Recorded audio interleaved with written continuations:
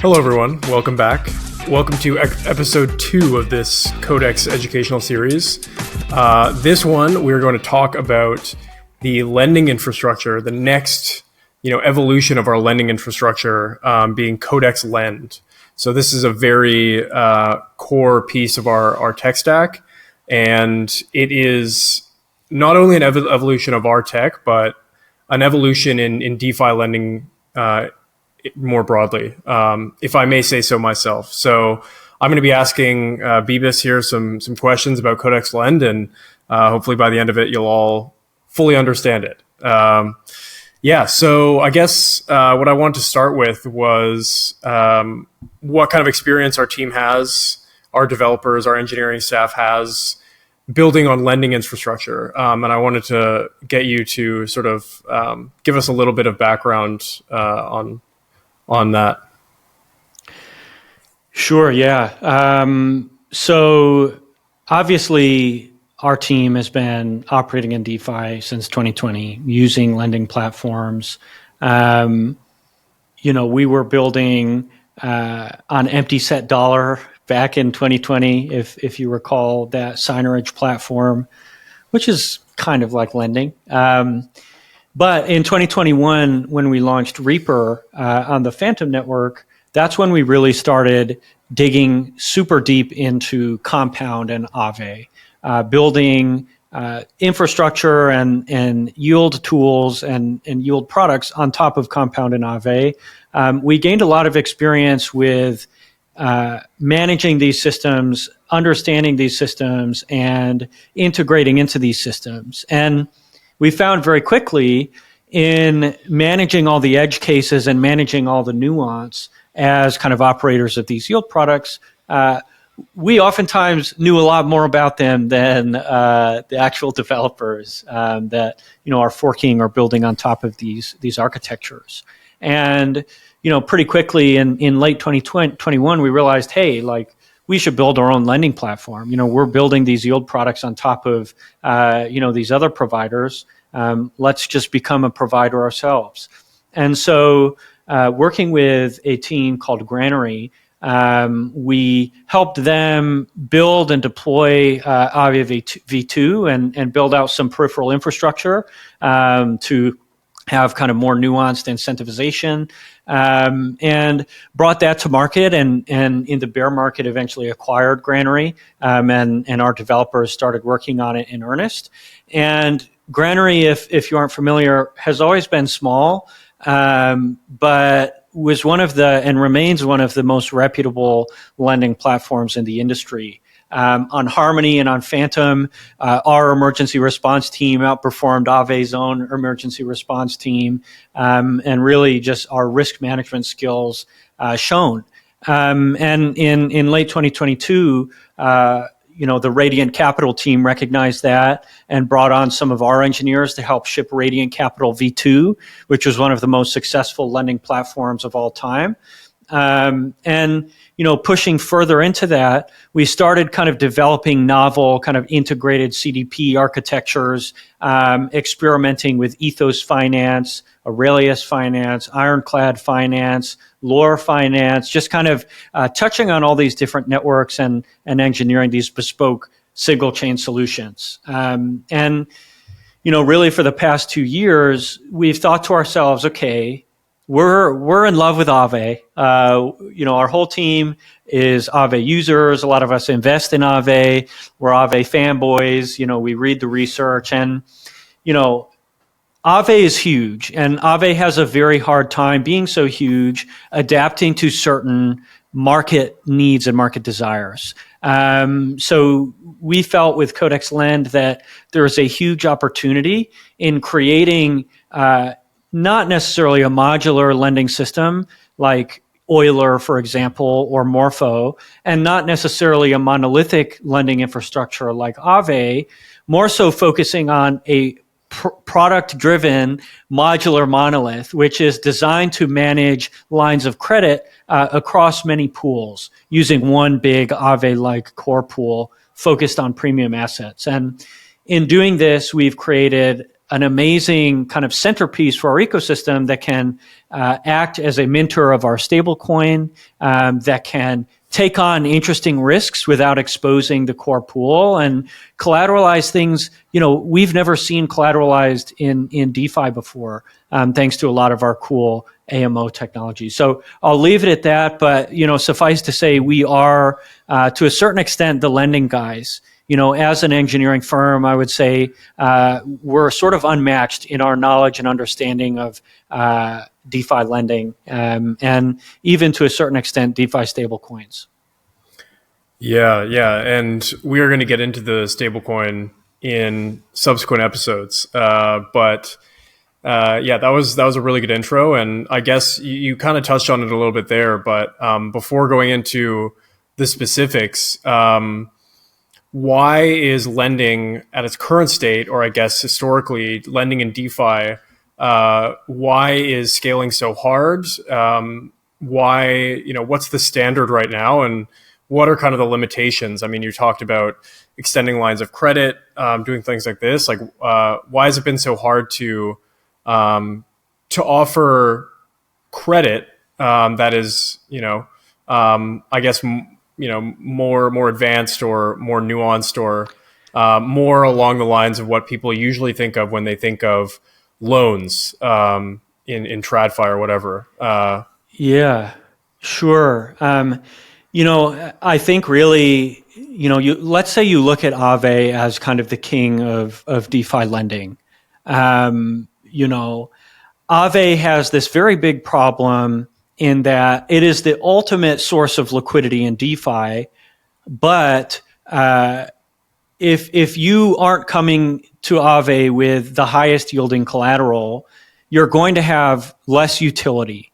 And Aave also is a big monolithic system, inherits the best and worst qualities of all the assets it accepts as collateral. So, for a practical example, wrap staked ETH loopers, so people who deposit wrap staked ETH, borrow ETH, and perform that strategy and duplicate that strategy, they have a very distinct issue, being if an LRT provider like EtherFi, WETH, comes on board, they're going to pump the interest rates for ETH and make looping wrap staked ETH borderline impossible.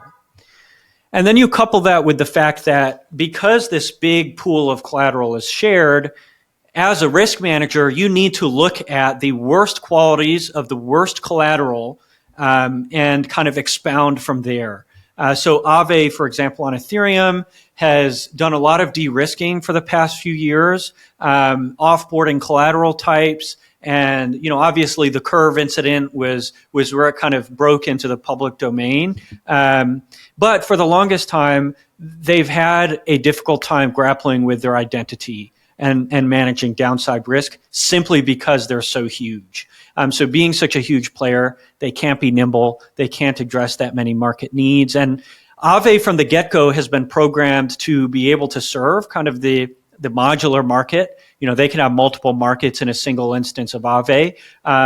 But they've focused on the main market, and for the most part, it's been hugely successful. So you see them now on Ethereum, branching out into a more wrap staked ETH focused market, and starting to granularize a little bit. And then on the other side of the spectrum, you have teams who identified this risk management issue and who identified kind of this opportunity cost issue and hyper-modularized. Teams like Morpho, teams like Silo, teams like Euler, where they're isolating so many markets and isolating risk. Compound as well, I would put into that category. And from there, you lose one of the best qualities of Aave, being the huge liquidity, because what they've done is they've basically fractured all of the liquidity in the ecosystem and have to rely on yield aggregation and vaults and things like that. And overall, it's kind of a little bit of a clunky, hard to manage system. A great system in a lot of ways, but we felt that there was a very clear middle ground in DeFi lending, wherein you can have the big modular pool of collateral as long as you're very strict about what collateral actually goes in that pool. And if you can manage debt ceilings and extend different amounts of debt to different pools even further. So let's say you have this modular ecosystem. All you need to do is be able to extend credit from the core pool to the mini pool, and suddenly you've solved a lot of these problems. And what was like a technical impossibility becomes more of a risk management issue. And in terms of downgrading collateral, managing the relationships between different collaterals, because generally when someone deposits an asset, they're going to do one of a few things with it. When someone deposits an LST or an LRT, a lot of the times they're going to want to borrow ETH or borrow a like asset and do something with it, and remain relatively delta neutral. So we built Cod3x Lend around this reality wherein we have a network of pools surrounding one core liquidity base where all of these different pools can extend lines of credit to each other, and all of these different pools can interact with users in a different way and interact with each other and different collateral types in a different way. So, as you can see in the graphic Charles just pulled up, we also have another secret feature. As big time lovers of Aave, we feel that we don't want to remake Aave. There are a lot of protocols that are like, hey, I'm just going to make a better Aave. And then they get to market and they realize, oh, wait, Aave is the better Aave. So what our core pool is able to do, with the full understanding that we're taking a slightly more risk on approach to DeFi lending. We are creating kind of a network of yield and of lending and of borrowing. Our system is able to re-hypothecate unused collateral to Aave. And in doing so, kind of earn what we feel is becoming DeFi's risk-free rate. And there are a lot of reasons that on-chain yields and off-chain yields, differ and fluctuate in different ways. And we feel that Aave has done a really great job of defining, what the baseline interest rate for lenders is. So treating Aave as kind of this risk-free centerpiece of DeFi, our system is able to really maximize yield. And if you are seeking yield or you are seeking leverage, for a lot of assets, Cod3x Lend is going to be the best place for leverage. Aave obviously is going to be the best place for a lot of assets. But when it comes to yield, if you deposit your ETH in Cod3x Lend, you know that you're going to get the Aave base rate plus more. And all of our interest rates, we have PID controllers, which I'm not going to get into. You can read the research. Everything is kind of based on Aave as this risk-free rate of yield. And we hope that more teams will take a clue from us and hopefully start to try to differentiate more and more, which many are doing. There are so many smart teams in DeFi lending, and we hope that we can kind of have this offering and occupy a unique space in the market while being very synergistic with companies like Aave. Yeah, wow. So take a breath. That was a lot to share, but I did kind of pull up this graphic in the middle of it. So people can have a visual to take a look. And speaking of interest rates, we will have an episode on the interest rate model with our head of DeFi and one of our researchers to explain his research there. So stay tuned for that. But yeah, I guess the challenge that you outlined with a big monolithic lending market, a big pool model, Aave style lending market, is balancing the liquidity, maximizing the liquidity, and minimizing risk. And it seems like as you try and minimize risk more and more, you're not able to serve these more long tail or more risky markets. But with Cod3x Lend, you don't really have to make a choice between those two. With this core pool, mini pool model. Can you talk through a little bit about the two users on either side of that graphic where, why are they different? Are they different? And can they, kind of make choices with this new model based on their risk tolerances? Totally. One of the exciting things about Cod3x is it's isolating risk without totally fragmenting pools. And then pushing even further, it's isolating opportunity costs. So what you were kind of alluding to a minute ago was, lending markets are kind of stuck in between serving the highest yield collateral because they're going to be the highest appetite borrowers, and serving the lowest risk collateral, which is like really the nice stuff that you want on board. And so the user on the right, lending and borrowing to and from the core pool, is going to be someone with ETH, Bitcoin, USDC, USDT. And that is a user who is going to generally just want the absolute best yield possible for their assets with the lowest risk possible.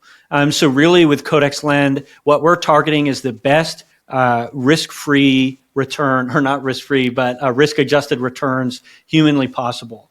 Using the rehypothecation to Aave, using the PID controller, setting this base rate of yield across the ecosystem. And then what the core pool is doing is it's extending lines of credit to each mini pool to service demand. So instead of LRTs just being able to flood in and dominate the ETH pool on the borrow side, the ETH pool can instead extend a line of credit in ETH to the LST pool, a separate line of credit to the LRT pool, and USDC, USDT lines of credit can be issued to the RWA pool. And there can be multiple LST pools, there can be multiple LRT pools, each with different parameters. So we can have like a junior senior tranche, for example, or a mezzanine tranche, where each of these risk profiles have different parameters and different kind of credit limits. And then, for example, the way we've built the system is to give maximum utility to the debt the system is issuing. So if you're a user, you've just deposited ETH into the core pool, and now you have this Cod3x ETH receipt token. You can use that Cod3x receipt token across any of the mini pools to actually borrow more assets or leverage or earn additional yield, and sort of have a really granular approach to how you earn that yield. So it is a very interesting system, and when you interact with it, it's going to be very abstract. A lot of these things I'm talking about are going to be smoothed over by the user experience.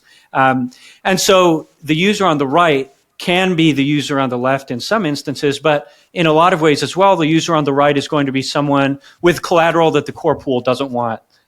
So talking about kind of your blue chip DeFi tokens, your interest-bearing tokens, your derivatives, real estate, stocks, obviously it's unlimited potential. That's where the user would be going directly to the mini pool. And the mini pool is really the borrow side demand. And obviously the core pool, we're letting depositors in the core pool borrow from the core pool as well. And they get a really, really great rate because they have really nice collateral that's really liquid and great to use. But we see a lot of the borrow side demand coming from the mini pools. So as we extend lines of credit to these different mini pools, the yield in the core pool will rise, and we'll be able to kind of adjust each line of credit based on the perceived risk of the market and the perceived risk based on yield, which I think is a decent measure of asset risk, and go from there. And then anything that's unutilized in the core pool, be it via a line of credit to the mini pool or whatever, we'll be able to send right over to Aave to earn a risk-free rate, quote unquote. So yeah, that's really how the system works, and it's designed to serve any user any which way. And mini pools don't need to survive off credit from the core pool. We can have a totally isolated mini pool if we want one, and then over time watch it potentially achieve the risk metrics necessary to be given a line of credit from the core pool. And a lot of the technology we're developing throughout the ecosystem, and that we'll talk about in future episodes, is designed to make assets underwritable and make assets really perfect for this architecture. And then also when we start talking about CDX USD and the way it interacts with this system, I think everyone watching should be very excited and watch those episodes because it only goes up and to the right from here. Yeah. Well, to kind of wrap this up and tie a bow on it, not to keep everyone too long, I guess one of the things I would like to put an exclamation point on is the fact that understanding these systems is really cool, but you definitely do not need to understand every detail to be able to use it. I mean, the point is you'll be able to go in and lend and borrow at really good rates, and have a lot more options for what assets you can lend and borrow.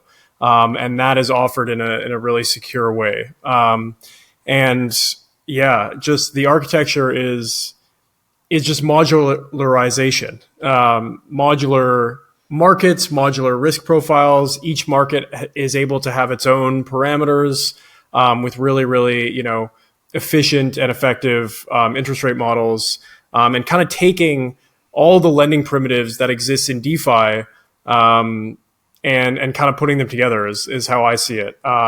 Just having a ton of modularity without losing that core benefit of deep liquidity. So get excited, everybody, and I know I am. So I guess with that we'll wrap this up, and we'll see you in the next video where we start to talk about the stablecoin, and how that fits into all of our architecture. Bebis, any final thoughts? I realize I've been talking for 20 minutes and we had a 10-minute goal, but if you've stuck around, I appreciate it. And I hope our editor is able to trim it down a little bit. 2x Totally. speed. Yeah. Yeah. With Totally. the rainbow Windows Movie Maker aesthetic. Exactly. Yeah. And guys, for more info, there's going to be a bunch of links in the description of this video. There are white papers coming out. If you want to do a bunch of reading, those resources will be available to you everywhere. So thanks for watching. We'll see you in the next one, and enjoy the rest of your day.